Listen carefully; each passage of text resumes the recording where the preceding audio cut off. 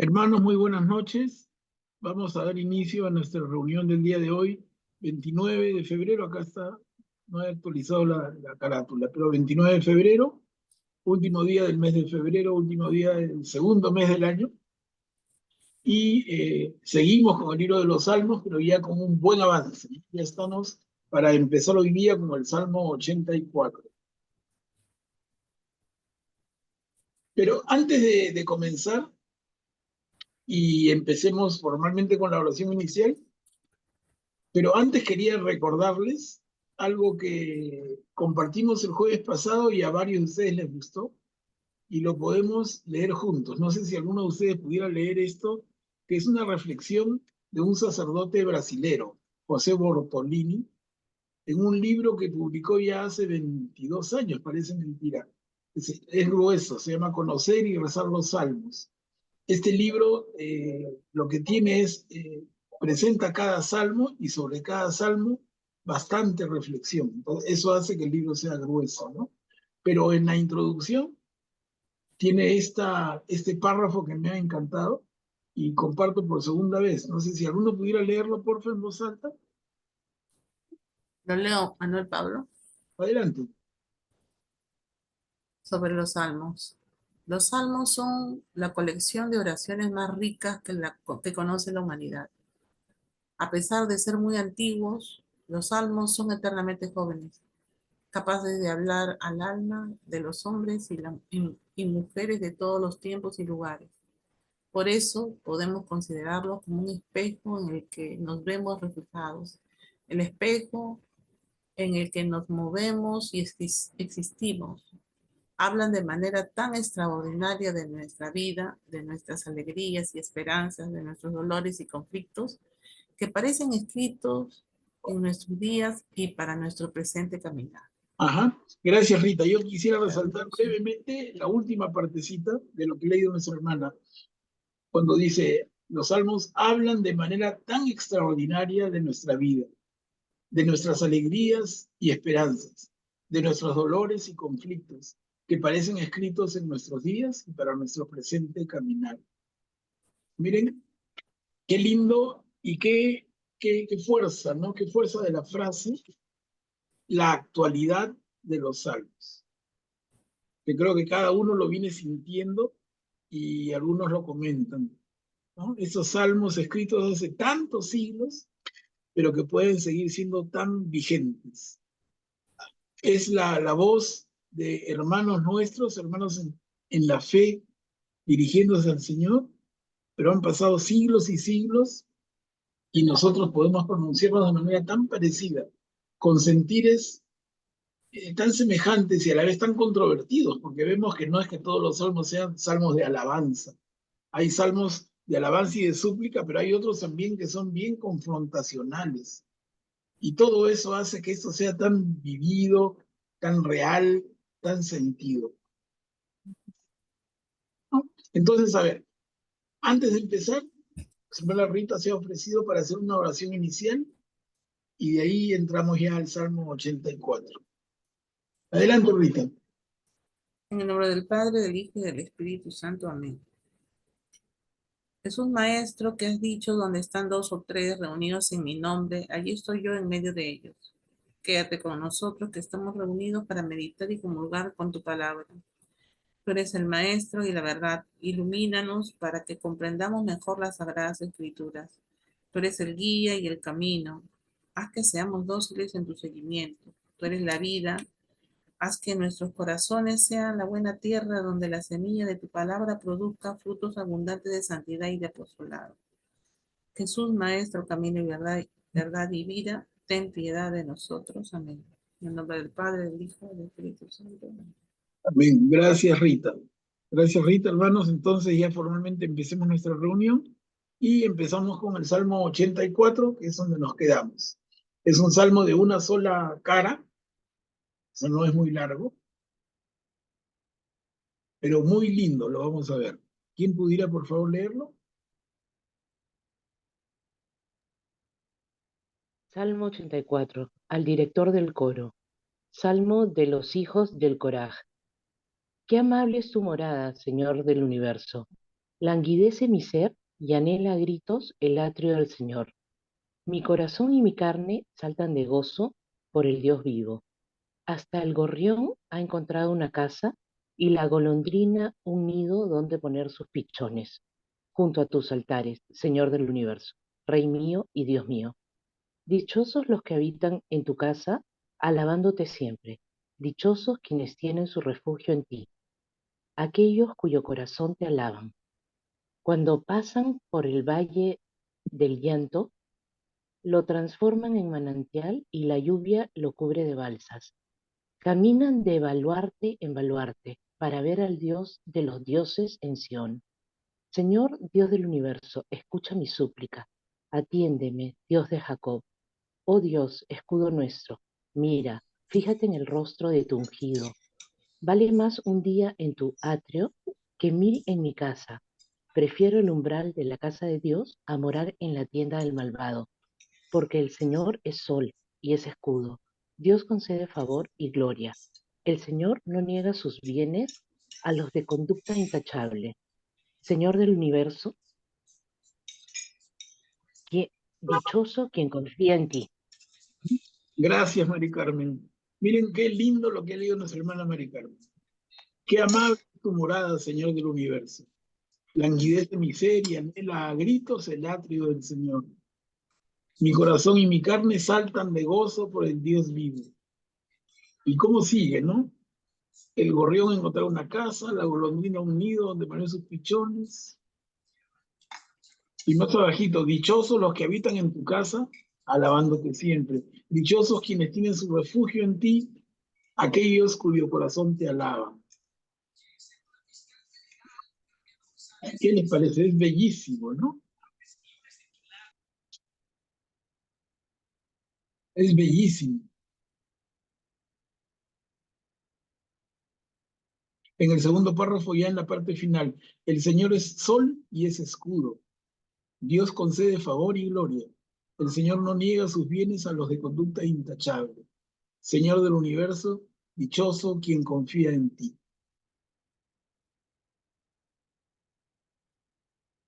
Este es un salmo, pero de verdad que bellísimo, ¿no? Bellísimo.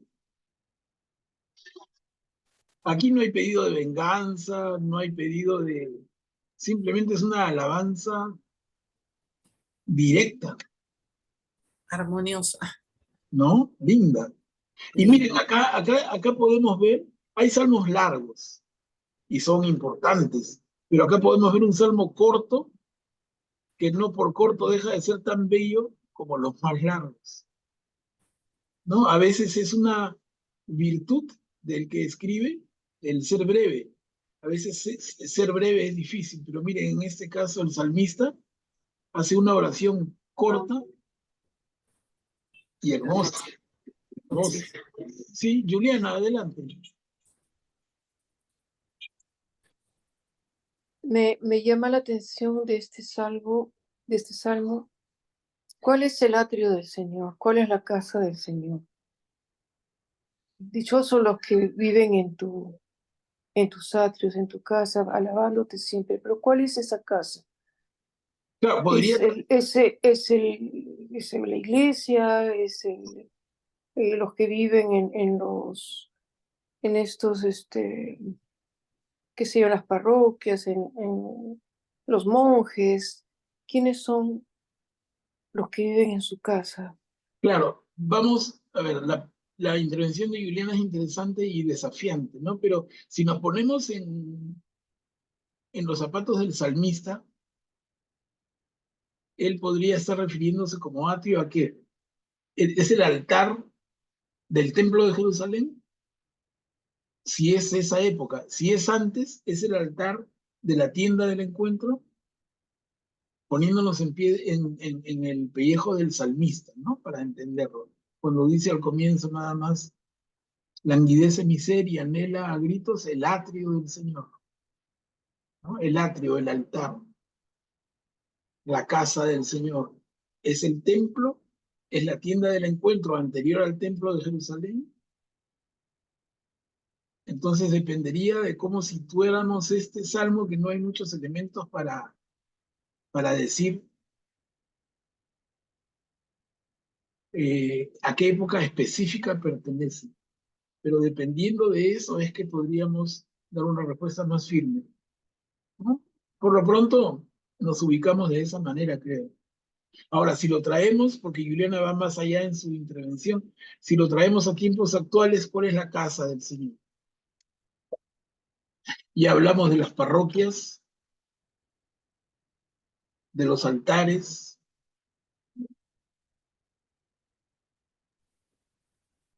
La casa del Señor. El sagrario, sobre todo, ¿no? el sagrario. Pero no sé, Juliana, si tú tienes alguna idea que quisieras complementar, porque creo Creo que que la casa que todos tenemos es justamente nuestro propio corazón, la profundidad de nuestro ser. Esa es la casa de las casas. Ahí es donde siempre encontraremos al Señor. Y realmente creo que el salmista habla de un lugar, entre comillas, pero el lugar de los lugares del corazón, desde mi punto de vista. linda, gracias Juliana, linda reflexión y nos hace nuevamente saltar del Antiguo al Nuevo Testamento, porque es en el Nuevo Testamento y ya con Jesús y Pablo que habla de Jesús, que vamos a tener claro que el Señor vive en nuestros corazones, ¿no? Y eso se ve más claro que en ninguna parte en el Evangelio según Juan. ¿Recuerdan? Ese encuentro del Señor con la mujer en el pozo en Samaria. Samaritano. Entonces, en ese diálogo que se produce entre el Señor y la mujer samaritana, en ese diálogo, la mujer le pregunta a Jesús, recuerdan, lo pueden leer y no van a tener ninguna aproximación como la que yo hago de memoria, pero la mujer le pregunta, Señor, ¿dónde debemos adorar? ¿En Garizim? Es una montaña en la región de Samaria. ¿En Garizim, donde nos han enseñado a nosotros, o en Jerusalén, donde lo hacen ustedes? ¿Dónde debemos adorar? Y Jesús dice, en tu propio corazón. Lo dice en otras palabras, pero es lo que dice Juliana, ¿no? Y luego Pablo lo va a reiterar en sus cartas. Es que Jesús, es que el Señor vive en cada uno de nosotros, cada uno es templo vivo del Señor. Esto se va a encontrar en los antiguos escritos de Qumran también, ¿no? El concepto de que cada uno, y estos son sacerdotes que no son cristianos, son judíos que se apartan del templo en el segundo, primer siglo antes de Jesús y se refugian en el desierto de Qumran, entre Jerusalén y Jericó y para abajo, ¿no? En las orillas del Mar Muerto. Y ellos van a hablar de cada uno como un templo del Señor. Entonces, muy válida la reflexión de Juliana y nos hace trascender el ámbito del propio Salmo, pero está en lo mismo. Sí, Augusto, adelante. Sí, también cuando menciona Jesús que cuando queremos orar, vayamos a nuestro cuarto, cerremos la puerta y nos comunicamos con el Padre que ve en lo escondido, ¿no? Pero también se enfatiza el modo de orar en comunidad, ¿no? Donde dos o más oren en mi nombre, yo estoy en medio de ellos, ¿no? Que también es importante, ¿no? La oración común en un lugar sagrado, ¿no? En este caso, los templos, la iglesia, y más aún con la presencia real, ¿no? Por eso que en una parte del Salmo dice, pues más vale un día en tus atrios que mil afuera, ¿no? Ya cuando sientes esa necesidad de querer ir al, digamos, al lugar específico donde se adora a Dios en comunidad, ya pues estás, digamos, no es, la fe no es algo no solo personal, sino es algo que tienes que compartir con el resto, ¿no? Uh-huh. Bien, Augusto, muchas gracias. Estamos. Juliana, adelante. No, una pequeña frasecita más que me encanta, dice, Dios concede favor y gloria. El Señor no niega sus bienes a los de conducta intachable. ¿Cuáles son esos bienes que nos da el Señor? ¿Son bienes materiales? Es que nos vamos a vivir tranquilamente sin necesidad de trabajar. ¿Cuáles son esos bienes? Claro, y creo que queda clara la respuesta, ¿no? ¿Cuáles son los bienes que el Señor no niega? ¿Cuáles son para nosotros? ¿Son bienes materiales o es otra cosa? O finalmente es eso que se define tan claramente en las bienaventuranzas, ¿no? Felices los pobres de espíritu, felices los que tienen el corazón limpio, felices. ¿Cuáles son los bienes que el Señor nos Vale. proporciona y no nos niega? ¿Y cuáles son esos bienes que justamente tienen que ver tanto con el vivir el reinado de Dios? Si tú vives en el reinado de Dios, ¿de qué bienes disfrutas? ¿De alfajores? ¿De bifes? ¿De una buena frijolada? ¿O es otra cosa, ¿no? Entonces creo que esos son bienes espirituales mucho más, mucho más. Ahora, que tampoco le quita a los bienes materiales, porque no en la abundancia que te distraiga y te haga daño, pero en la suficiencia de una vida digna, ¿no? Una vida digna que no te apegue al mundo, ¿no? Pero que no te apegue, claro. Pero no vivir la pobreza en extremos que son ya realmente inhumanos e indignos. Y eso es una cosa que la propia iglesia estudia, ¿no? No es el momento, en fin, lo podremos ver en otro rato, pero hay niveles de pobreza que no son aceptables y que no son dignos del ser humano. Y haríamos mal en pensar que esa pobreza es algo que el Señor aplaude, para nada, para nada. Ujú. Entonces, miren, un salmo, como decíamos, un salmo corto, pero hermoso. A ver, vayamos un poquito más. El Salmo 85 también es corto, una sola diapositiva. ¿Quién puede leerlo, por favor? Yo leo. Adelante, Julia. Buenas noches.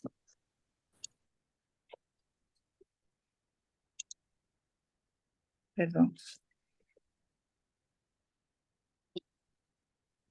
Señor, Señor, has sido bueno con tu tierra. Has cambiado la suerte de Jacob. Has perdonado la culpa de tu pueblo. Has cubierto todos sus pecados. Has reprimido tu enojo. Has desistido del ardor de tu ira. Vuélvete a nosotros, Dios Salvador nuestro. Calma tu enojo con nosotros. ¿Vas a estar siempre airado con nosotros o prolongarás tu enojo por generaciones? ¿No vas a devolvernos la vida para que tu pueblo te festeje? Demuéstranos, Señor, tu amor y danos tu salvación. Voy a escuchar lo que dice Dios. El Señor ha prometido bienestar a su pueblo y a sus amigos que confían nuevamente en Él. La salvación ya está cerca de sus fieles y su gloria habitará en nuestra tierra. El amor y la verdad se dan cita, la justicia y la paz se besan. La verdad brota de la tierra, la justicia se asoma desde el cielo. Con una orden, el Señor nos dará la lluvia y nuestra tierra nos dará su cosecha.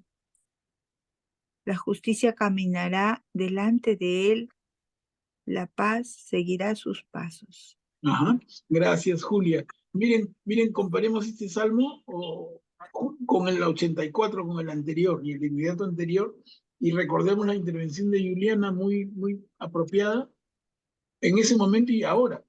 O sea, ¿a qué bienes se refiere cuando dice los bienes del Señor? Y aquí parece el énfasis, parece por lo menos, ustedes me dirán, ¿no? Que son bienes materiales, ¿no? Ha prometido bienestar a su pueblo, la justicia asoma desde el cielo, el Señor nos dará lluvia, la tierra nos dará su cosecha. Entonces, cuando en este sentido, que es muy humano también, cuando en ese sentido vemos la actuación del Señor, ¿no? El Señor nos va a proveer de bienes de subsistencia, de bienes materiales. Acá lo dice claritito. Entonces, a ver, ¿cómo les parece? ¿Cómo queda?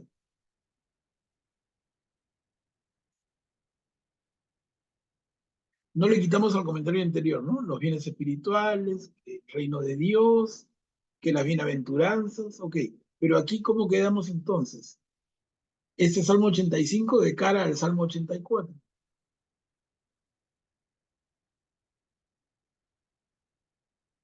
¿Yo sigo al Señor por puro amor o sigo al Señor por interés? Al final es eso, ¿no? Es que el Señor, yo lo sigo porque Él me va a proveer, un Señor proveedor, un Señor que me asegurará bienestar corporal, bienestar físico. ¿Que lo necesitamos? Claro que sí, pero por eso nos acercamos al Señor. Augusto, adelante.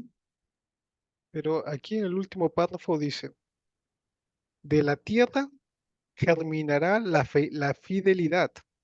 Eso no es un bien material, digamos, espiritualmente germina la fidelidad. Desde los cielos despuntará la justicia. Luego dice, porque el Señor otorgará bienes. Ya vemos que uno de los bienes es del que germina la fidelidad, ¿no?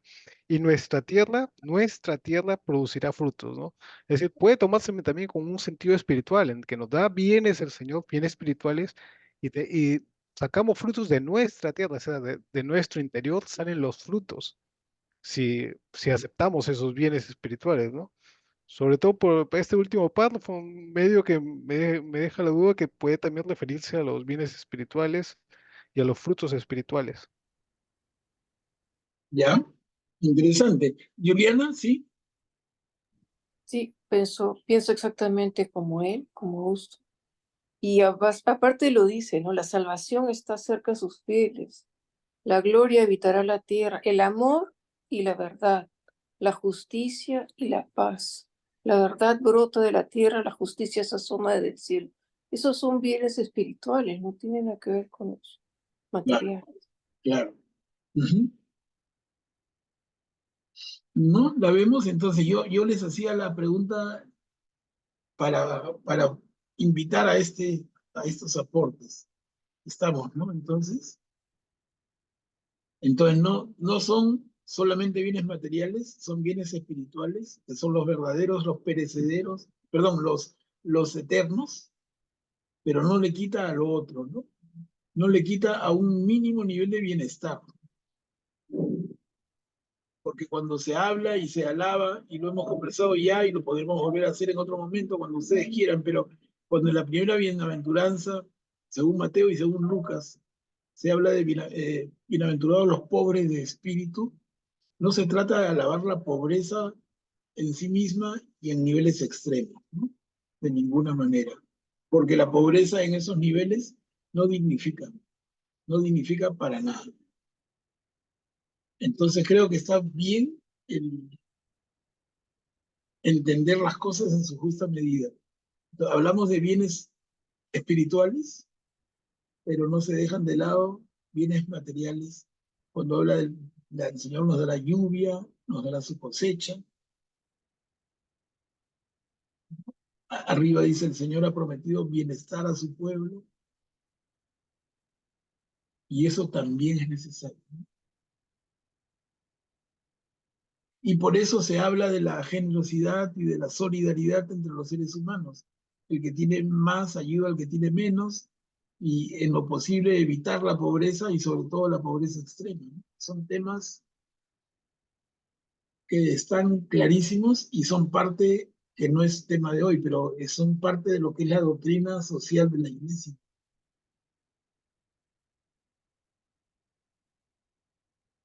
A ver, ¿algún comentario más, hermanos? Si no, avanzamos al Salmo 86. Ese tiene dos caritas, un poquito más largo. ¿Quién podría leerlo? Leo, Por favor, sí.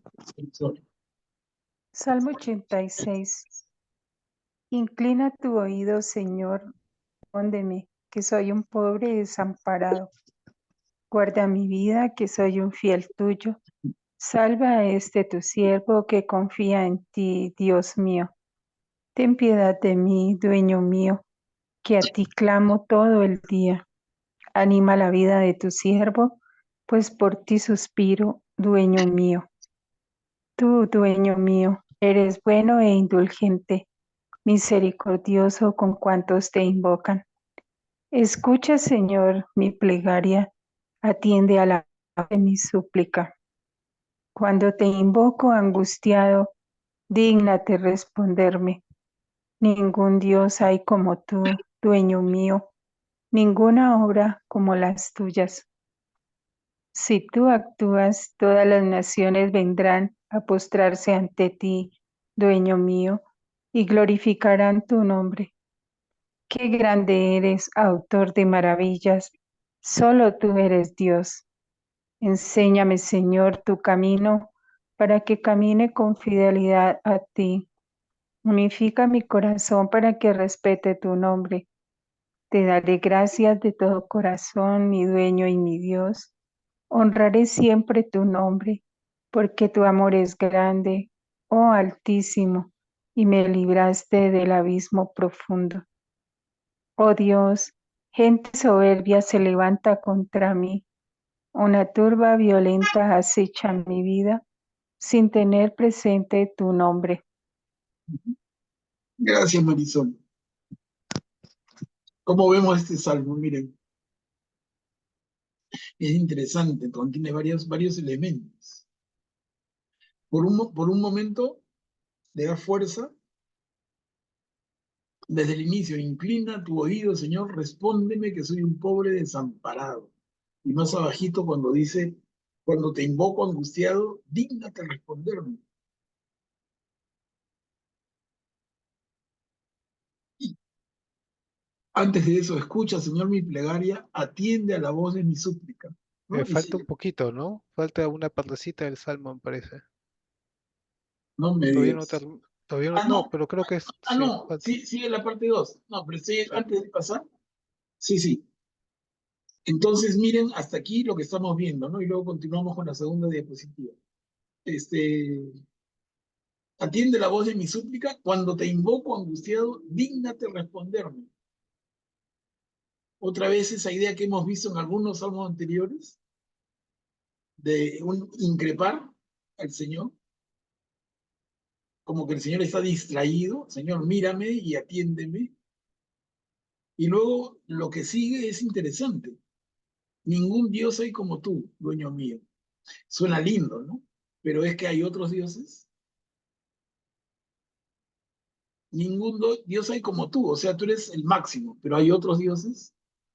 Entonces, en la forma en que está escrito, deja ese pequeño espacio que es interesante notar. A ver, y seguimos a la parte 2, Marisol. Sí, está bien. Pero tú, dueño mío, Dios compasivo y piadoso, paciente, todo amor y fidelidad, vuélvete y ten compasión de mí. Da el triunfo a tu siervo, salva al hijo de tu esclava. Dame una señal propicia, que mis adversarios vean confundidos, que tú, Señor, me ayudas y consuelas. Ahí está, gracias Marisol. Y ahí termina el salmo, ¿no? Tú, dueño mío, Dios compasivo y piadoso, paciente, todo amor y fidelidad, vuélvete y ten compasión de mí.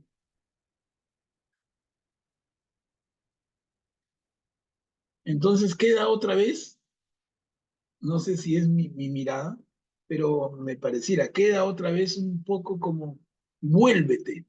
Si yo subrayo esa palabra, Señor, vuélvete. Es que no me estás mirando, no me estás atendiendo lo suficiente. Señor, estás allí, pero estás mirando para otro lado. Señor, estás ahí, pero por favor quiero que me mires a mí. Y eso lo hemos notado en varios salmos. Entonces le pide una señal propicia, que sus adversarios vean. Interesante. Ahora, al final de la primera, donde está la flechita y empieza la segunda, dice, da el triunfo a tu siervo, salva al hijo de tu esclava. Bueno, ahí podemos quedarnos un ratazo, ¿no? ¿A quién se refiere? Se puede especular de muchas formas. ¿Quién es el hijo de la esclava?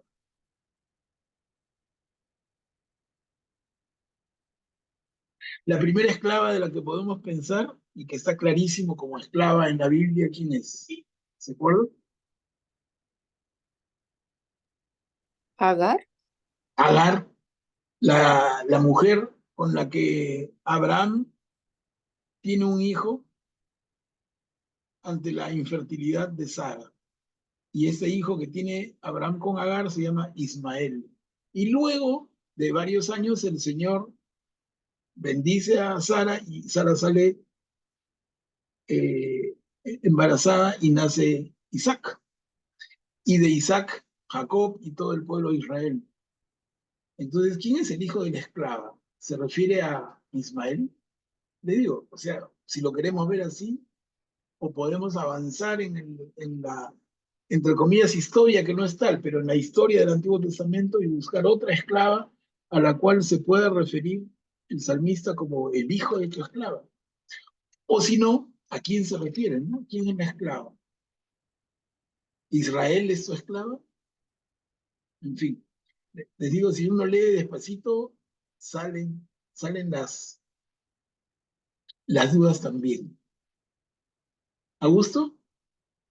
Sí, me pregunto si en este párrafo que dice, no hay Señor, no hay como tú entre los dioses, Señor, ni obras como las tuyas, ¿no será más bien una barrera idiomática en la, porque lo correcto sería decir, no hay como tú entre los supuestos dioses, ¿no? Pero esa palabra supuestos de repente no está, porque más abajo en el versículo 10 dice, tú solo eres Dios, ¿no? Ahí lo aclara al final del párrafo. Entonces, ¿no será más bien una barrera idiomática que no Puede tenían una ser. palabra para decir supuestos o algo así, ¿no? Claro, puede ser perfectamente y es una forma de interpretarlo, ¿no? Puede ser eso o puede ser también que alguien sospeche y diga, es un momento en la maduración, en el proceso de maduración del pueblo de Israel, en el cual está Yahvé como el Dios, pero hay otros dioses, como los Baales y etcétera, etcétera, etcétera, ¿no? Entonces, recordemos que en tiempo de David, en tiempo de Salomón, se alababan a diferentes dioses, incluso con anuencia de David y con anuencia de Salomón. Es un tema que no hemos visto, de repente lo vemos más adelante, sí que hay el interés de desarrollar esos temas que tienen que ver mucho más con los libros históricos, pero ahí está clarísimo cómo, y a veces entre líneas, cómo en tiempos de David, en tiempos de Salomón, que decimos son los tiempos de oro del reino de Israel, los tiempos añorados del reino de Israel, y cómo en esos tiempos había culto a otros dioses. ¿Y por qué? No por otra razón que porque sobre todo Salomón tenía pues más mujeres que flores en un parque. Cientos de mujeres, y muchas de ellas eran paganas, y muchas de ellas tenían otros dioses. Y Salomón, en el concederles favores, en el estar bonito con ellas, ¿no? En hacerlas felices, les permitía también rendir culto a sus dioses. Entonces, así como Salomón tenía los templos, o el templo, digamos, y el culto a Yahvé, permitía dentro de su reino y por iniciativa de las propias esposas del rey, permitía el culto a otros dioses. Eso tengámoslo presente, ¿no? Incluso hay ceremonias terribles que se cuentan, un poquito disimuladas en esta historia de Salomón, de culto a los dioses con sacrificios humanos. Y el sacrificio humano no era nada menos que el sacrificio de niños que se tiraban al fuego. Y tú dices, ¿qué?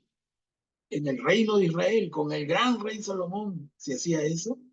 Es que lo hacían las esposas, porque traían otros dioses y el rey que babeaba por las mujeres permitía. El rey no le ponía de condición a la mujer vas a ser de mi grupo de mujeres, porque tenían un montón, pero vas a ser de mi grupo de mujeres y vas a renunciar a tu fe. No, ninguna renunciaba.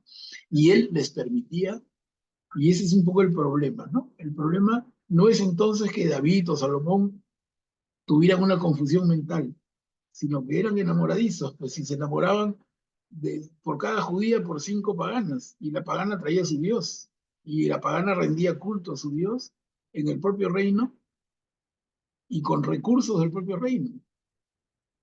Y le digo, el Antiguo Testamento lo recoge. Si estudiamos con un poquito de detenimiento los libros históricos, cuando nos hablan de David y de Salomón, especialmente Salomón, vamos a ver esto. Entonces, por eso que yo tengo mis reparos cuando dicen Salomón, el rey sabio. Sí, ¿no? Sí, pero merecería más calificativos también, ¿no? Es un rey sabio, pero también un mujeriego de primera. Yo creo que el más campeón de toda la historia, ¿no? ¿Qué hombre más mujeriego que Salomón? Y eso lo hace sabio de repente, ¿no? Digo de broma, pero dicen que incluso con la reina de Saba, que lo visitó para comprobar su sabiduría, y hay toda una historia tejida, muy bien elaborada, de que tuvo un hijo con la reina de Saba, que ese hijo regresó con la reina de Saba a Etiopía, de donde era oriunda ella, porque Saba Etiopía, ¿no? Tremenda potencia del África del Norte. En fin, entonces, ningún Dios hay como tú. Y dices, oye, no, no. Claro, como dice Augusto, puede ser bien, ningún supuesto Dios, o es que estás viviendo ese momento de culto a tantos dioses, que tú dices, el verdadero es Yahvé, pero los demás, dioses en minúscula, ¿no? Y eso había, y les digo al punto, que lo podemos ver algún día, de, de sacrificios a dioses que no eran Yahvé, y para el que se usaban niños, a los que se tiraban al fuego. Imagínense, cosas que Jesús dice, qué barbaridad, qué atroz. ¿Dónde pasaba eso? En el reino de Israel. Sí, Julián, adelante. Una pequeña acotación a lo que estás diciendo, que dice, unifica mi corazón para que respete tu nombre. Enséñame, Señor, tu camino para que camine con fidelidad a ti. Unifica mi corazón. O sea, parece que tuviera un corazón dividido entre tal vez algunos otros dioses. Entonces le pide que el Señor se manifieste con gloria para que se unifique el corazón y lo respete solamente a Él. Sí, No sé si sí, que lo he sí, sí. visto bien. Sí, sí, Juliana, y bien puntualizado, ¿no? Y creo que apoya en el comentario que hacemos, y tampoco no hay que echarnos ceniza en la cabeza, porque lo que estamos entendiendo, y ya lo dijimos desde varias reuniones anteriores, recuerdo claramente una participación de Augusto, nada menos, cuando dijo, hay que entender esto como un proceso.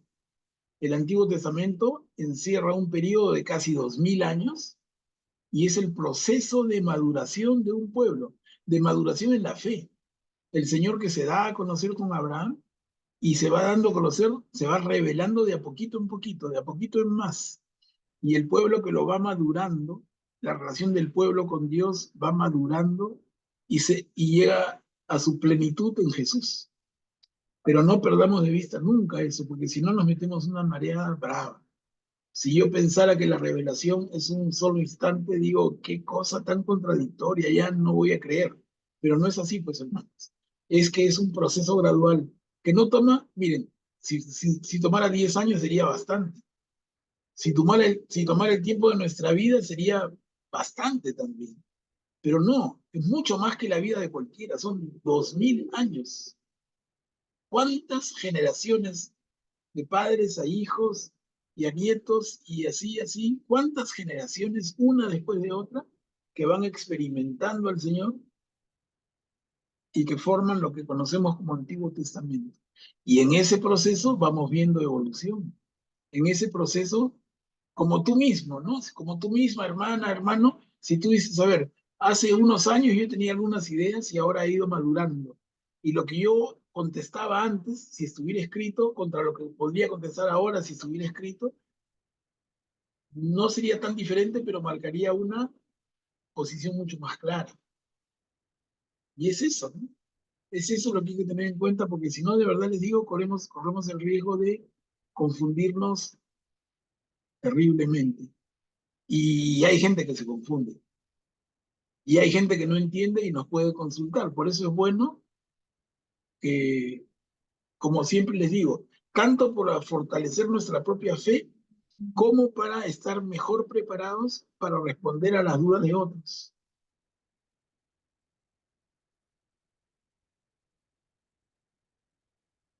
Bien, a ver, avanzamos al Salmo 87. Este es cortito, también muy bonito. A ver, ¿quién lo puede leer?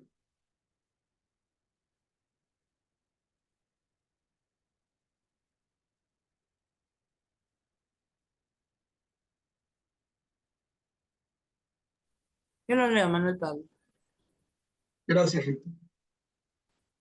De los hijos de Corá, salmo, canción. Por él está fundada entre las santas montañas. El Señor prefiere las puertas de Sión a todas las moradas de Jacob. Maravillas se dicen de ti, ciudad de Dios. Contaré a Egipto y a Babilonia entre los que me reconocen. También filisteos, tirios y nubios han nacido allí. Y de Sión se dirá, este y el otro han nacido en ella. El Altísimo en persona la ha fundado. El Señor escribirá en el registro de los pueblos. También este ha nacido allí y cantarán mientras danzan. Todas mis fuentes estarán en ti. Gracias, Rita. Esta es una oda a Sion, a Jerusalén, ¿no? Maravillas se dicen de ti, ciudad de Dios. Contaré a Egipto y a Babilonia. Claro, Egipto, la gran potencia que está al sureste, y Babilonia, la gran potencia que está al noroeste. Perdón, al revés. Sur, oeste Egipto y noreste Babilonia, pero tremendas potencias que en su momento han tenido tanta injerencia sobre Israel. Y dice, contaré a estos imperios y también a filisteos, que son esos enemigos ya no gigantescos como los imperios mencionados, pero son enemigos eternos del pueblo de Israel. Todo el tiempo andan peleando. Tirios. Los tirios vienen del norte de lo que es Fenicia, ¿no? Y nubios del norte de África. De Sion se dirá, este y el otro han nacido en ella. El Altísimo en persona la ha fundado. Miren, es una ciudad, la ciudad de Dios. El Señor la ha fundado. Entonces es una oda a la misma ciudad, ¿no? No sé si quisieran ustedes comentar, por favor.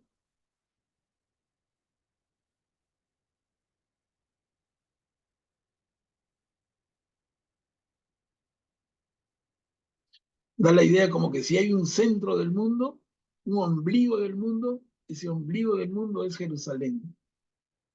Y termina por eso, todas mis fuentes están en ti. De ahí nace todo.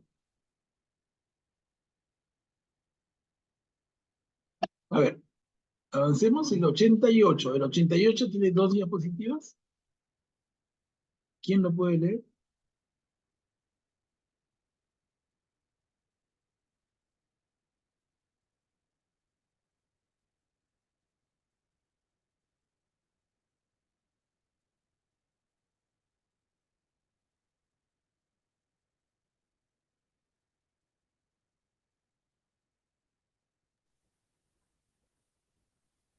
Yo lo leo, Manuel.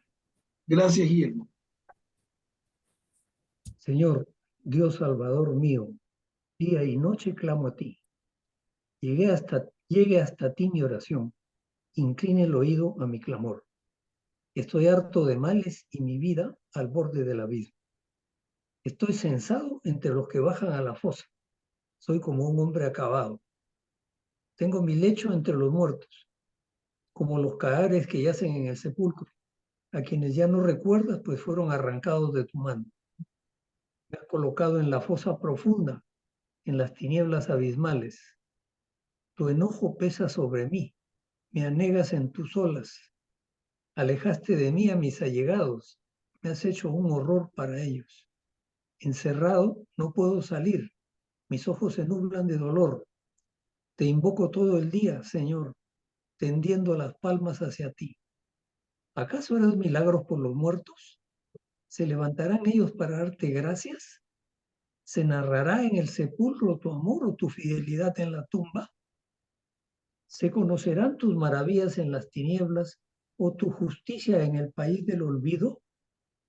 Pero yo te pido auxilio, Señor. Con el alba irá a tu encuentro mi súplica. ¿Por qué, Señor, me rechazas y me ocultas tu rostro? Soy un desdichado y muero quejumbroso. He soportado tus terrores y estoy aturdido. Tu incendio ha pasado sobre mí. Tus espantos me han aniquilado. Me envuelven como agua todo el día. Me cercan todos a la vez. Alejaste de mí amigos y compañeros. Mi compañía son las tinieblas. Gracias, Guillermo. Miren qué interesante salmo, ¿no? Qué interesante. No sé si notan lo que, bueno, para mí se me viene como primero, y es una mirada a la muerte que no es para nada la mirada cristiana. La tenemos al final de la primera columna. Tengo mi lecho entre los muertos como los cadáveres que yacen en el sepulcro, a quienes ya no recuerdas, pero pues fueron arrancados de tu mano. Me has colocado en la fosa profunda, en las tinieblas abismales.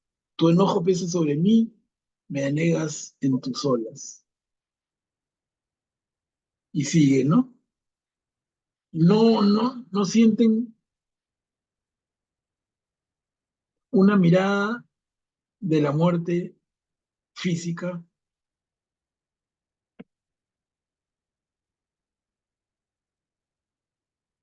Que por lo menos decir no es la mirada cristiana, es una mirada desesperanzada. Cuando dice un poquito antes, en la mitad del primer párrafo, soy como un hombre acabado, tengo mi lecho entre los muertos, como los cadáveres que yacen en el sepulcro a quien ya no recuerdas. ¿Es así?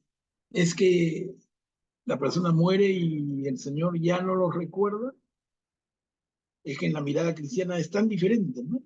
Y tan rica, porque tenemos la absoluta fe de que después de esta muerte, de esta vida física y del paso que es la muerte, tenemos una vida en la dicha al lado de Jesús.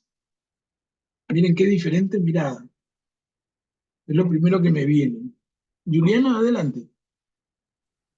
No, definitivamente es una idea de que no hay resurrección, ¿no? Y que no hay vida después de la vida. Pero este salmo me hizo recordar bastante a Job. Me Claro, parece una persona muy como pasando una situación similar y también me recordó la noche oscura del alma, un poco ese sentimiento. claro, claro, Juliana, muchas gracias. ¿No? ¿Estamos todos? La desesperanza, la desesperanza. Termina la vida en este mundo y no hay más. Señor, al final, como dice acá, tengo mi lecho entre los muertos, como los cadáveres que yacen en el sepulcro, a quienes ya no recuerdas, pues fueron arrancados de tu mano. Y les digo, es una mirada de un israelita, pero que no es la mirada de un cristiano. O sea, nosotros venimos del mismo origen, pero Jesús le añade y perfecciona tanto nuestra fe, y en ese sentido es absolutamente, ¿no? Absolutamente. De pensar que la vida acaba acá en la tierra, a pensar como cristianos que la vida comienza en la tierra, pero continúa con la mayor dicha en eso que llamamos la otra vida, en la vida al lado del Señor. Augusto, adelante. Y también muestra una visión del sufrimiento en la que es un sufrimiento desesperanzador, ¿no? Es un sufrimiento que digamos que agobia y que no lleva a nada, ¿no? Lleva solo a sufrir más, a la desesperanza, mientras que la visión cristiana, el sufrimiento, si es inevitable, puede ser considerado como una oportunidad para ser entregado para algo más, ¿no? Para sacrificio, para entrega, ¿no? Es una visión un poco distinta, ¿no? La que vemos aquí. Claro. Mm, Ujú. Perfecto, Augusto, y gracias también. Miren, entonces, y otra vez tomando tu reflexión de hace varias semanas, entendamos esto no como un tema de que nos confunda, sino como un proceso. Entonces, este mismo pueblo, en su maduración, miren cómo piensa en un momento y cómo va a pensar después. Es el mismo pueblo que en este momento anterior dice los cadáveres que yacen en el sepulcro a quienes ya no recuerdas, ¿no? Este mismo pueblo cuando madura su fe, bueno, una parte del pueblo que van a seguir a Jesús y del cual somos parte nosotros hoy y que creemos en la vida eterna. Absolutamente eh, otra visión, pero que parte de esta y madura.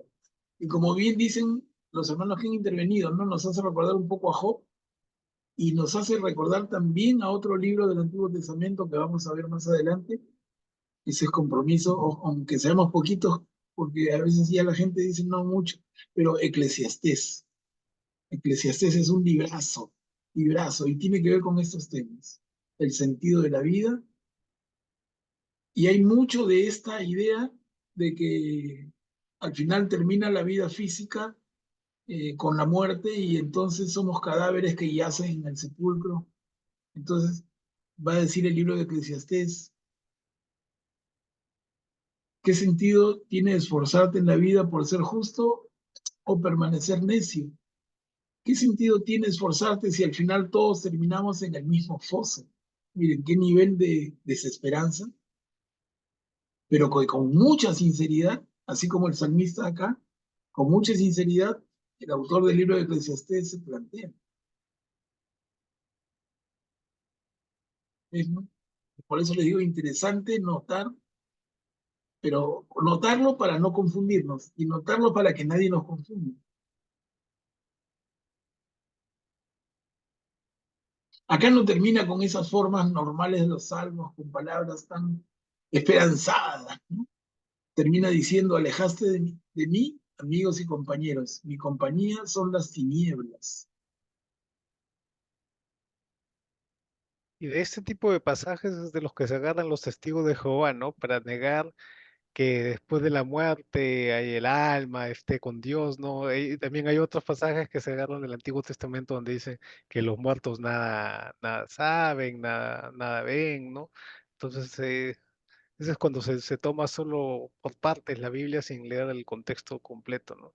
Claro, claro, y bien dice Sauso, y sin entenderla, ¿no? Porque si entendemos, si yo saco el texto de su contexto, entonces, como decía un profesor de teología, un texto fuera del contexto es solo un pretexto.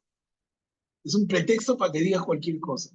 Entonces, cuidado con sacar un texto de aquí de su contexto. Y el contexto es la Biblia en general. Y estamos viendo cómo este es un momento del proceso de maduración del pueblo, un momento del proceso de maduración de la fe del pueblo, y cómo tenemos luego con Jesús la plenitud de los tiempos. Y cómo el proceso de maduración continúa hasta lograr lo que logra. Pero si nos quedamos solamente aquí, realmente podemos sacar conclusiones que nos llevan pues a la confusión mayor. Juliana, adelante. Una pequeña acotación a lo que decía Augusto. El dolor, el sufrimiento, justamente producen crecimiento y evolución. Dentro del proceso, el sufrimiento es importantísimo porque solamente hay crecimiento después del sufrimiento. No hay otra forma en que sepamos nosotros o podamos crecer. Claro, Juliana, decía un hermosísimo poeta libanés, que seguramente varios de ustedes conocen, escribió entre varios un librito que se llama El Profeta, y lo llamamos mal nosotros en castellano Khalil Gibran, pero según un amigo árabe me dice, no se dice así, se dice Jalil Gibran, ¿no? No es Khalil Gibran, sino Jalil Gibran. Bueno, pero Khalil Gibran o Jalil Gibran, como queramos decirle, él habla de esto de una manera magnífica y lo que nos dice es que como que nuestra capacidad de disfrute, nuestra capacidad de gozo y de gozo pleno, de felicidad, va en función de lo profundo de nuestro pozo. Y la profundidad del pozo se construye con dolor, con sufrimiento. Entonces él dice, como en la misma línea de la reflexión de Juliana, en la medida en que tú sufres más, vas cavando, vas dando profundidad. Y en esa profundidad es la que vas a tener la posibilidad de tu felicidad futura. O sea, están absolutamente comunicados. El tamaño de tu sufrimiento con el tamaño de tu felicidad posterior, ¿no? Entonces, lo dicen varios sabios pensadores, no solamente en la Biblia, Y el pero Evangelio de hoy también, el Evangelio de hoy ha sido, Es de Lázaro con del pobre ya, Lázaro. Enrique ok, Pulón. el rico, Rico Pulón. el rico y el Claro. pobre Lázaro, sí, sí, sí, claro, claro. Que también hay para hablar bastante de eso, ¿no? Uf, Porque no me parece, yo lo escuchaba ahora en la mañana y decía, aunque lo hemos leído, ¿no? Pero al escucharlo, decía, "Pucha, no me suena muy justo". O sea, cuando el Señor le dice, o cuando Abraham creo que le dice, mira, Lázaro ha vivido sus años muy limitados y tú has tenido todo. Ahora toca al revés. Pero cuidado, ¿no? No es que ahora a Lázaro le toca todo por unos años, le toca todo para siempre. Y al que vivió en esta tierra unos años bien bonitos, le toca la desgracia para siempre. Entonces es un poco, Es que su pecado no fue el tener mucho, sino la indiferencia, ¿no? en claro, indiferencia al pobre, ¿no? La Al indiferencia desvalido, entre lo, claro, No ese fue el dar, no, pecado de no tener Lázaro. caridad. ¿no? Y tiraba sus migajas para el pobre. claro, pero qué tal castigo, ¿no? A lo que yo voy es al tamaño del castigo, a su madre, tremendo, ¿no? Pero así va a ser. Pero digamos que no es un castigo, ¿no? Sino es algo que uno mismo se separa, ¿no? Es una separación, justamente habla de hay una separación entre un lado y el otro infranqueable, ¿no? Y esa separación la hacemos nosotros mismos, ¿no? Porque él se Así olvidó de es. los demás, se olvidó de Dios De su y prójimo, vivió su vida para su riqueza, ¿no? Y su Dios fue su riqueza. su Al riqueza. final se dio cuenta, pero ya era un poco tarde, ya su alma estaba fijada en ese estado. Claro, Se claro, dio cuenta muerto. claro. Pero Después su, quería remediarlo y no se pudo, ya no podía. claro, Ya y no, ya. pide que avísale a mis hermanos, avísale a mi familia, Sí, ¿no? sí, Es bien interesante, les digo, es bien interesante y da para sí. bastante diálogo. Porque Pero decía, ese ni de que Moisés ni los profetas. ni aunque alguien resucitara, los creerían. Yo digo, ¿verdad? Sí, Resucitó así es, pero Jesucristo y hasta ahora la mayoría no cree.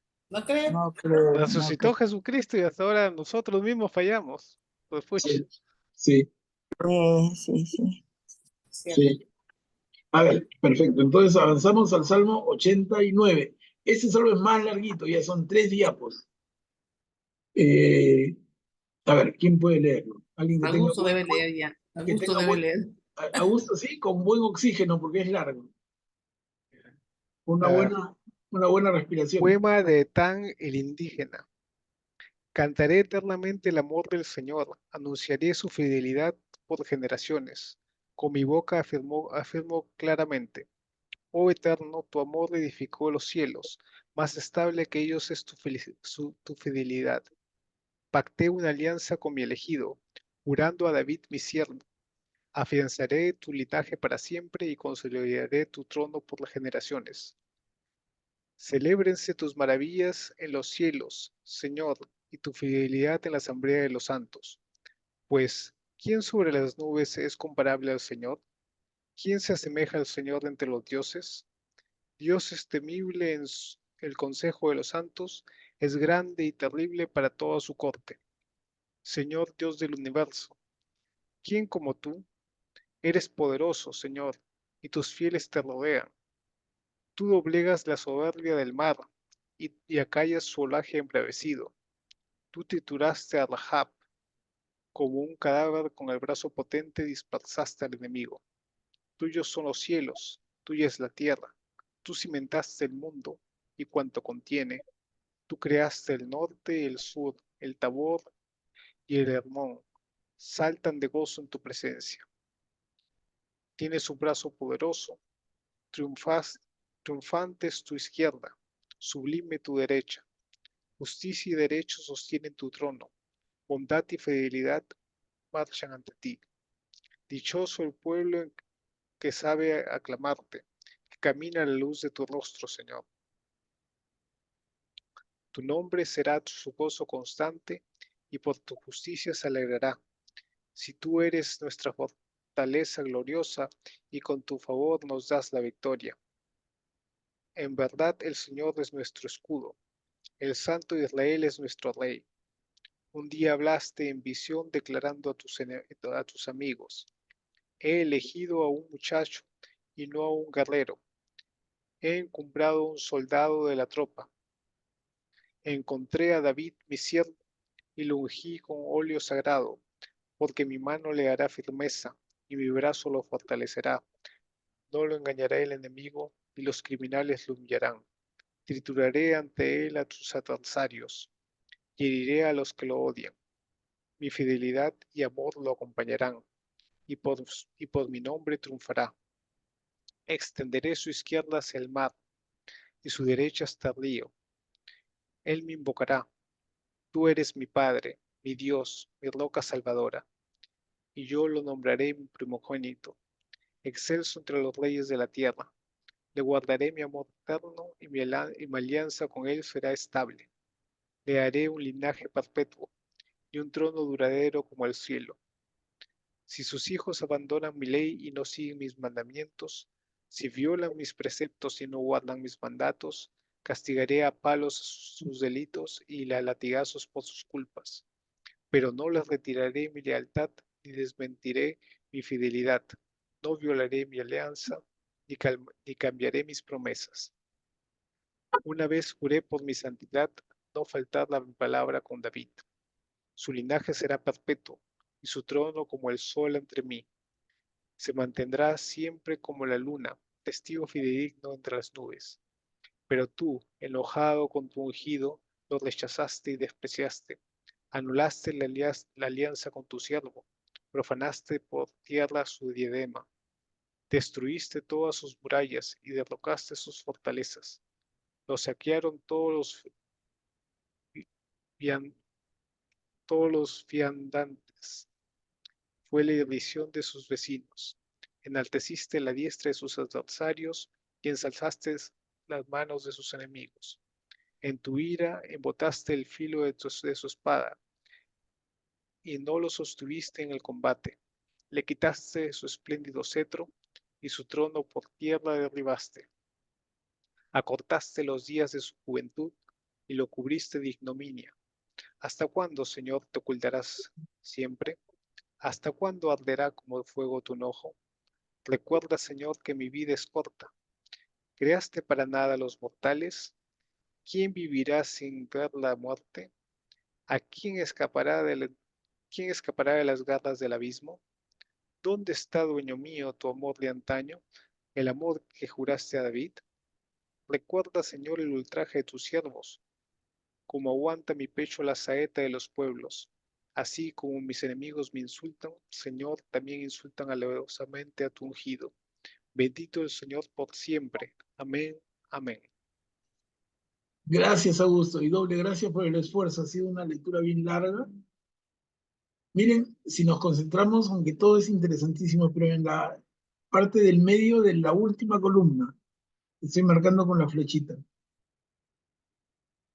¿Hasta cuándo, Señor, te ocultarás siempre? ¿Hasta cuándo arderá como fuego tu enojo? Recuerda, Señor, que mi vida es corta. O sea que él se olvida, ¿no? Recuerda, Señor, que mi vida es corta. ¿Creaste para nada a los mortales? ¿Quién vivirá sin ver la muerte? ¿Quién escapará de las garras del abismo? ¿Dónde está, Dios mío, tu amor de antaño? Y miren, esto tiene un fondo de reclamo. ¿Dónde está, Dios, dueño mío, tu amor de antaño? El amor fiel que juraste a David. O sea, ese amor que el Señor le juró a David se ha perdido, se ha olvidado. Y le dice, recuerda, Señor, el ultraje de tus siervos, cómo aguanta mi pecho las saetas de los pueblos. Así como mis enemigos me insultan, Señor, también insultan alevosamente a tu ungido. Bendito el Señor por siempre. Amén, amén. Entonces es un lindo salmo, pero que no le falta su buena cuota de reclamo, su buena cuota de, diríamos, jalón de oreja al Señor. Señor, ¿tú crees que voy a vivir para siempre? Señor, me has creado, soy un ser mortal, tengo una vida limitada y que me vas a dejar, me has traído al mundo para que viva solamente en el dolor, en la escasez, en el oprobio. Para eso vivimos. Y le dice todavía más, ¿no? ¿Dónde está, dueño mío, tu amor de antaño? El amor fiel que juraste a David. Es como, no sé, una persona se ha tomado pues un par de buenos tragos de aguardiente y bien envalentonado se le para al frente al Señor y le dice estas cosas fuertes, ¿no? Que de alguna manera bien podrían ser también recordando, como han hecho ustedes ahora, a Job, en algún momento del sufrimiento de Job, aunque no así, pero Job también se le va a poner frente al Señor. A ver, ¿algún comentario de ustedes, por favor, hermanos?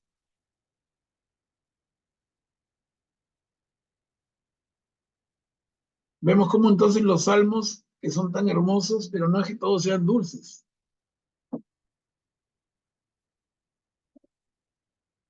Tenemos salmos de diferentes estilos, ¿no? Juliana, adelante. Ya sé que soy pesada, pero acá veo una prefigura de Jesús, no sé por qué en la primera parte, por la mitad, cuando habla de su ungido, pacté una alianza con mi elegido, afianzaré tu linaje para siempre, consolidaré tu trono por generaciones. ¿Quién sobre las nubes es comparable? No sé dónde fue que... Sí, el ungido está más acá. A ver.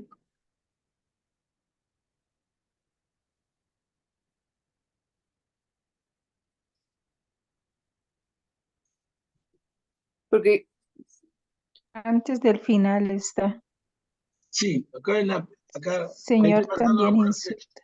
También, Señor, también insultan alevosamente a tu ungido. ¿Y quién es el ungido del Señor? Jesús. Acá estamos siglos antes, ¿no?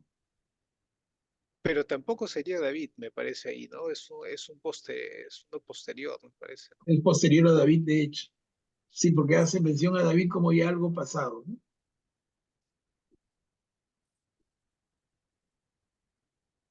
no sé Entonces, por qué sentí una prefigura de Jesús y que después Jesús también fue derribado totalmente, pero sí, sí, sí, para sí. resucitar eternamente, ¿no? Pero no sé, por ahí sentí algo así. Sí, sí, sí, Juliana, pero vale, porque desde una mirada cristiana como la nuestra, es inevitable que hagamos ese tipo de relación.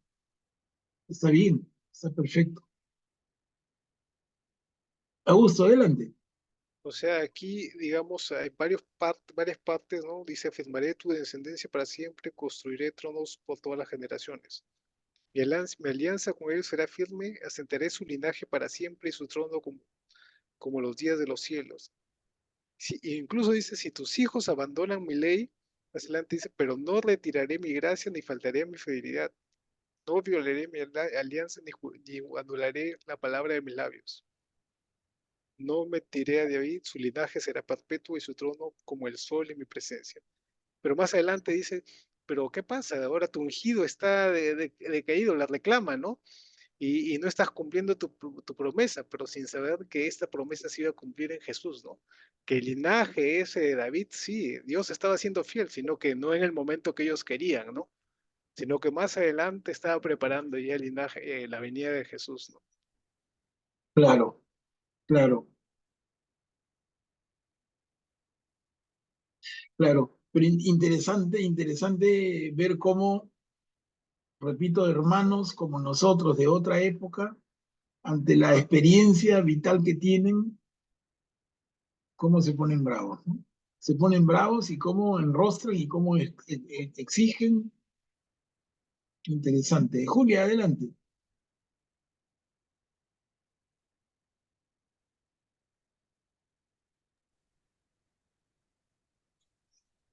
Manuel Pablo aquí dice que se caminará a la luz de su rostro.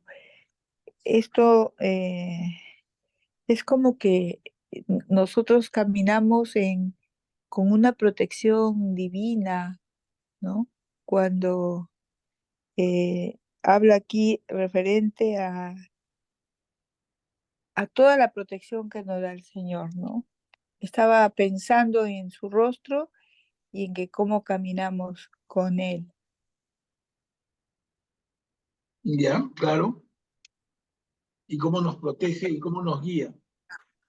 Claro, Sí, claro.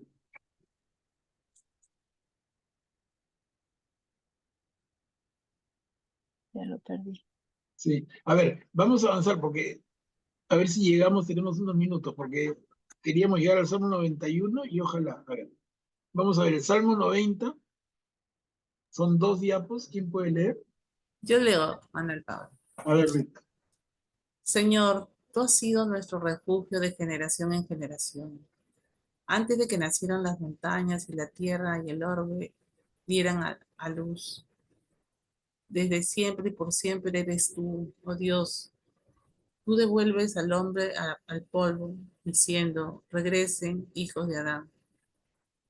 Si 1000 años para ti son un ayer que pasó, una vigilia nocturna, si si tú los arrebatas por la noche, al amanecer serán hierba segada, brota y es cortada por la mañana. Por la tarde se marchita y se seca. ¿Cómo nos has consumido tu enojo y nos ha anonadado tu indignación? Pusiste nuestras culpas ante ti, nuestros secretos a la luz de tu mirada, y nuestros días declinan bajo tu enojo. Agotamos nuestros años como un suspiro, y aunque vivamos 60 años y el más robusto hasta 80, afanarse por ellos es fatiga inútil, porque pasan a prisa y volamos. ¿Quién comprende el ardor de tu enojo? ¿Quién entiende tu ímpetu el ímpetu de tu indignación? Enséñanos la medida exacta de nuestros días para que adquiramos un corazón sensato. Vuélvete, Señor. ¿Hasta cuándo? Ten compasión de tus siervos. Sácianos por la mañana de tu amor y toda nuestra vida será alegría y júbilo. Alégranos los días en que nos humillaste, por los años en que sufrimos desgracias, que tu acción se manifieste a tus siervos y tus hijos vean tu esplendor. Desciende sobre nosotros la bondad del Señor, nuestro Dios, que consolide la obra de nuestras manos, consolide la obra de nuestras manos. Gracias, Rita. Miren que este salmo otra vez, ¿no? Muy lindo, pero a la vez bien reclamón. Bien reclamones somos los seres humanos. Y cuando nos envalentonamos, a ver, Señor, así como me has hecho sufrir, ahora dame para gozar. O sea, sé equitativo. Ya me tocó una, ahora quiero la otra, ¿no? Entonces,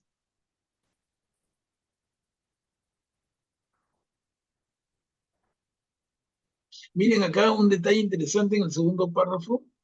Aunque vivamos 70 años y el más robusto hasta 80, Sí, ¿no? Entonces nosotros tenemos la idea, y es una idea de verdad equivocada, de que en la Biblia, en los pueblos antiguos se vivían largas épocas. Mentira, pues la gente, por eso salió el número 50, porque la persona que alcanzaba esa edad ya perdía la cuenta, ¿no? Ya era como ya un viejo de 50 años, imagínense, ahora es un muchacho de 50. En esa época era un viejo de 50, y entonces acá en el propio Salmo dice, aunque llevamos 70 años, que es un montón, y el más robusto hasta 80, imagínense. pero Y ahora dice, llegar a, afanarse por ellos y es ahora fatiga llegar a inútil. 70, llegar a 80 con los cuidados de la salud, no es algo raro, al contrario, ¿no?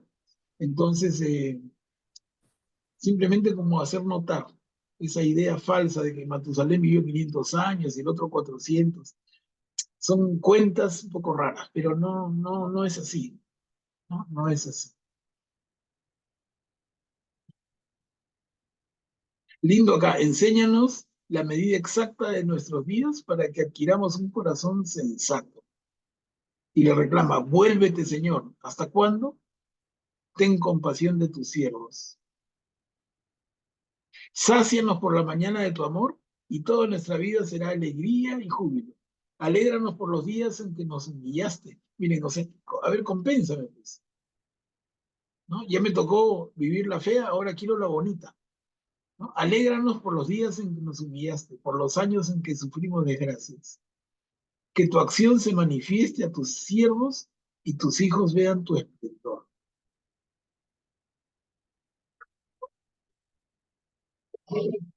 Otra vez son conceptos muy humanos que leemos y comprendemos. Un poquito osado hablarle así al Señor. No sé si nos atreviéramos nosotros, pero ahí está, es un salmo. Y así, hermanos, miren, para terminar el día, vamos a llegar al famoso Salmo 91 que varias personas habían estado esperando. Ahora, hablábamos antes de empezar la sesión formal, una hermana nos contaba de la experiencia de alguien con este salmo. A ver, este es el Salmo 91, es una sola cara. Por favor, ¿quién puede leerlo? Yo lo leo.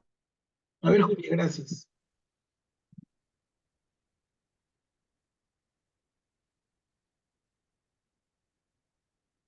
El que habita al amparo del Altísimo y pernocta a la sombra del Todopoderoso, diga al Señor, tú eres mi refugio y mi alcázar, mi Dios en quien confío. Solo Él te librará de la red y te defenderá de la peste funesta. Te cubrirá con sus plumas y bajo sus alas te refugiarás. Su brazo será escudo y coraza. No temerás el espanto nocturno, ni la flecha que vuela de día, ni la peste que se desliza en las tinieblas, ni la plaga que acecha a mediodía. Caerán a tu izquierda 1000, 10.000 a tu derecha, a ti no te alcanzarán. Basta con que abras tus ojos para ver la paga de los malvados, porque hiciste del Señor tu refugio, del Altísimo tu morada. No se te alcanzará la desgracia ni la plaga se acercará a tu tienda, porque a sus ángeles ordenará que te guarden en tus caminos. Te llevarán en sus palmas para que tu pie no tropiece en la piedra. Caminarás entre leones y víboras, pisotearás cachorros y dragones. Porque me ama, lo libraré, lo protegeré, porque me reconoce, me llamará y le responderé. Estaré con él en la angustia, lo defenderé y honraré, lo saciaré de larga vida y le haré ver mi salvación. Ajá, gracias, Julia. ¿No? Hermosísimo. Entonces, a ver, hermano, ¿quién se anima a comentarlo? Tenemos unos minutos, pero ¿por qué sienten ustedes que este salmo puede ser tan preciado por algunos hermanos católicos? ¿Qué ven en el salmo de especial? Es una esperanza linda, solamente habitar bajo el amparo del Altísimo y ya todo se da por Él. Todas las promesas que hay en este salmo lindísimo, ¿no? Claro. Y entonces tenemos un hermano, que puede ser un hombre o una mujer, de ese tiempo como el nuestro, que vive dificultades, que vive unas circunstancias muy duras, pero que a pesar de eso tiene a Dios a su lado. Y le dice, Señor, en ti confío y contigo no me va a ir mal, ¿no? Y lo leemos con esos ojos y vamos viendo cómo se construye, incluso al final, palabras que podrían ser del propio Señor, cuando le dice, caminarás entre leones y víboras, pisotearás cachorros y dragones, porque me ama, lo libraré, son palabras del Señor, lo protegeré porque me reconoce, me llamará y le responderé, estaré con él en angustia, lo defenderé y honraré, lo saciaré de larga vida y le haré ver mi salvación. Entonces, alguien que sufre y que sufre duro, pero que confía absolutamente de que los pasos que tiene que dar en la vida no va a estar solo, que va a estar con el Señor como guía, como protector, como escudo, como coraza. Como roca, es una confianza total. Una Sí, confianza ese es total. el, Yo he visto casos de gente que siempre me dice de este salmo, en verdad que es tan hermoso y, digamos, te llena de fe, te llena tu corazón de eso que tú necesitas, creer firmemente que Dios no siempre está contigo y que no te va a fallar. Claro, Y claro. tienes que tener fe en la palabra del Señor. A ver, Ciegamente creer en Él. vamos a escuchar las manitos levantadas. Juliana y después Augusto. Sí, Jesús cuando es tentado en el desierto menciona este salmo, eh, te llevarán en sus palmas para que tu pie no tropiece en la piedra. Él lo menciona textualmente cuando es llevado a la cima de un monte alto y le dice, arrójate y los ángeles te llevarán en sus palmas para que no te hagas daño. Y Claro, Jesús le responde, no atientes al Señor tu Dios. La claro. mención es Satanás. Quien cita el salmo en realidad es Satanás, Sí, sí, sino sí. que Jesús lo refuta con otro pasaje de la Sagrada Escritura. Sí, en las tentaciones, ¿no? Sí. Entonces, hermano, este Salmo 91, bueno, es un salmo de los 150 salmos, pero es muy valorado por algunos hermanos especialmente.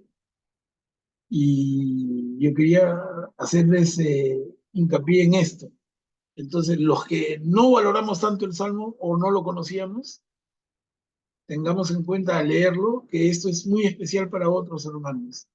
Y entonces entender por qué. Cuando te hablan, oye, ¿has leído el Salmo 91? Sabemos perfectamente a qué se refiere y qué tipo de salmo es, qué tipo de mensaje transmite, ¿no? Y es el de un hermano que está sufriéndola de verdad y que se entrega al Señor, confía en el Señor de una manera absolutamente notable, ¿no? Tanto así que, como dice Juliana, el propio Jesús contesta de esta manera ante la tentación en el desierto. Te llevarán en sus palmas para que tu pie no tropiece en la piedra. Pero son palabras del Señor, caminarás entre leones y No, víboras. pero es Satanás quien le dice eso, en realidad, ¿no? O sea, Satanás le dice, porque ha dado orden a sus ángeles que te guarden de todos los caminos, te llevarán en sus palmas para que no tropiece tu pie con alguna piedra, ¿no? Satanás quería que Jesús se lance y lo agarre los ángeles, supuestamente, ¿no? Pero él se resiste, ¿no? No tentarás al Señor. no tentarás a tu Dios y Señor, le dice. Sí, sí, sí, sí. ¿No? Entonces se percibe claramente el sentido de este salmo y lo importante que puede resultar en algún momento de la vida para alguien o en la vida entera de alguien. Ya lo conocemos entonces, hermanos, ya le quitamos el velo. Y aquí justamente llegamos, mira, yo dudaba que íbamos a llegar tan lejos, pero hoy día hemos avanzado bastante, ¿no? Vamos a quedar aquí y voy a marcar el Salmo 92 para la próxima. Quedamos en el 91 para el día de hoy. Son un poquito pasadas las 9:30. Y siempre en el ánimo de respetar nuestra hora en lo posible. Bueno, hermanos, ¿alguna reflexión final? Hemos leído del Salmo y estudiado del Salmo 84 al 91 el día de hoy. Han sido varios, un buen avance. Ahorita llegamos al Salmo 100, estamos en la recta final. Lo que parecía una tarea enorme e imposible, ya estamos venciendo, ¿no? Y enriqueciéndonos con estas maravillas de oración. Entonces, ¿alguna reflexión final, hermanos? ¿O alguien que quisiera hacer la oración final?